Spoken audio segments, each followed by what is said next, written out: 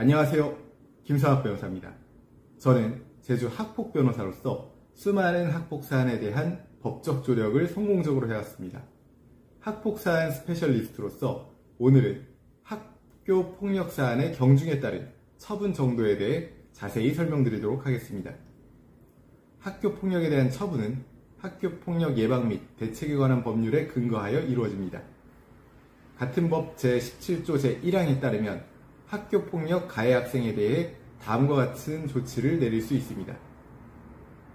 피해 학생에 대한 서면 사과, 피해 학생 및 신고, 고발 학생에 대한 접촉, 협박, 보복 행위의 금지, 학교에서의 봉사, 사회봉사, 학내외 전문가에 의한 특별 교육, 특별 이수 또는 심리치료, 출석 정지, 학급 교체, 전학, 퇴학 처분 등이 있습니다.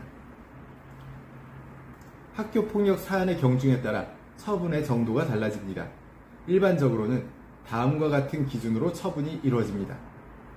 첫 번째, 경미한 수준의 학교 폭력, 일회성 폭력이나 경미한 언어 폭력의 경우입니다. 이런 경우에는 서면 사과, 접촉 및 협박 금지, 학교에서의 봉사 등 비교적 가벼운 조치가 내려지게 됩니다. 두 번째, 중간 수준의 학교 폭력, 지속적인 언어 폭력이나 집단 따돌림, 경미한 신체 폭력 등의 경우 사회봉사, 특별교육 이수, 심리치료, 출석 정지 등의 처분이 내려질 수 있습니다. 세 번째, 심각한 수준의 학교 폭력, 심각한 신체 폭력이나 성폭력, 지속적이고 심각한 따돌림 등의 경우에는 학급 교체, 전학, 퇴학 등 중한 조치가 내려질 수 있습니다. 학교폭력대책심의위원회는 다음과 같은 사항을 종합적으로 고려하여 처분을 결정합니다.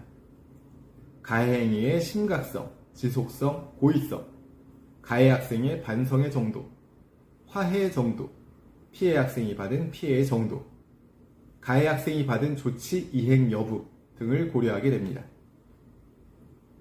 학교폭력 처분의 특징으로는 다음과 같은 것들이 있습니다.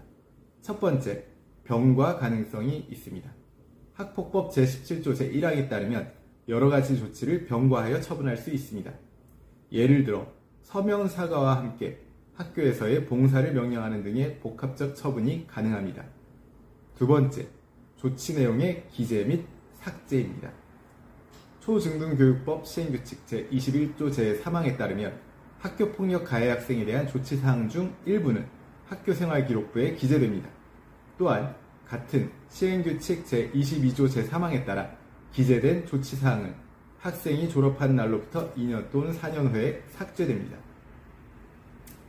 세 번째, 재심 및 불복 절차가 있습니다. 학교폭력 처분에 대해 불복하는 경우 가해 학생은 전학 및 퇴학 조치에 대해 시도학생징계조정위원회에 재심을 청구할 수 있습니다. 또한 행정심판이나 행정소송을 제기할 수도 있습니다.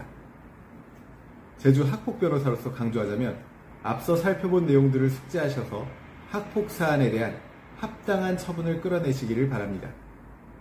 현재 학폭 사안으로 인해서 고통받고 계시다면 언제든지 제주 학폭변호사 김성학 법률사무소를 찾아주시면 신속 정확한 해법을 제시해드리겠습니다. 조금이나마 도움이 되셨으면 합니다.